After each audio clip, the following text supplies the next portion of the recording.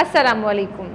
अन्निकाहु मिन सुन्नती, हमारे प्यारे नबी सल्लल्लाहु अलैहि वसल्लम की इस खूबसूरत हदीस से मुबारका से शुरुआत की है, यानी निकाह मेरी सुन्नत है। लेकिन बदकिस्मती से पाकिस्तान में निकाह बेहद मुश्किल होता चला जा रहा है। अदाद शुमार के मुताबिक इस वक्त पाकिस्तान में 2 करोड़ से ऊपर ख़वातीन ऐसी मौजूद हैं जो या तो तलाक याफ्ता हैं, बेवा हैं, या माली मसाइल और दीगर वजूहात की बिना पर घरों में बैठी हुई हैं। उनकी शादियां नहीं हो पाती, या तो उनको अच्छे लोगों तक रसाई नहीं है, या दीगर वजूहात हैं। तो ऐसी ख़वातीन बिल्कुल परेशान ना हों।